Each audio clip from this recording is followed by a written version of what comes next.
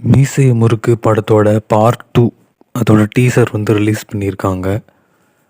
Sundar C அவர் தான் இந்த படத்தையும் ப்ரொடியூஸ் பண்ணுறாரு.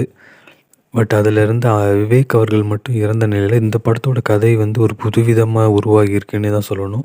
ரொம்பவே கலர்ஃபுல்லாக அந்த டீசர் உருவாகியிருக்கு. ரஜினி கமல் இணைஞ்சு நடிக்க போகிற படத்தோட அனௌன்ஸ்மெண்ட் ப்ரோமோ வந்து நாளைக்கு ரிலீஸ் பண்ண போகிறாங்க. இன்றைக்கி அதை ரிலீஸ் பண்ண போகிறத பற்றி ஒரு போஸ்டர் ஒன்று ரிலீஸ் பண்ணியிருக்காங்க. இந்த படத்தை ரெட் ஜெயின் மூவிஸ் தான் தயாரிக்கிறாங்க. நெல்சன் அவர்கள் தான் இந்த படத்தை இயக்க போகிறதா கூறப்படுது.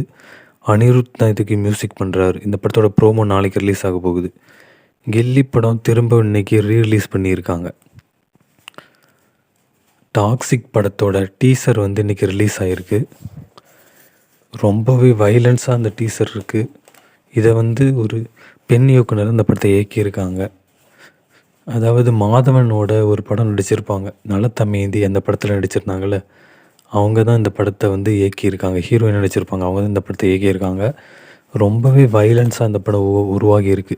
நயன்தாரா, ருக்மணி வசந்த்னு நிறைய ஹீரோயின்ஸ் இந்த படத்தில் ஆக்ட் பண்ணியிருக்காங்க. இந்த படம் அடுத்த மாதம் 19ஆம் ரிலீஸ் ஆக போகுது. சியான் விக்ரமோட படத்தோட ப்ரோமோ கூடி சீக்கிரம் உருவாக போகுது. ஆதித்ய ரவிச்சந்திரன் அவங்க அஜித் இயக்கிற படத்தோட போஸ்டர்ஸ் கூடிய விரைவில் ரிலீஸ் ஆகும்னு எதிர்பார்க்கப்படுது. கடுப்பு படத்தோட ரிலீஸ் டேட்டும் சீக்கிரமாக அப்டேட் பண்ணப்படும். தாய்க்கல்வி படத்தை இன்னைக்கு கமல் பார்த்துட்டு பாராட்டியிருக்காரு அந்த படக்குழுவை.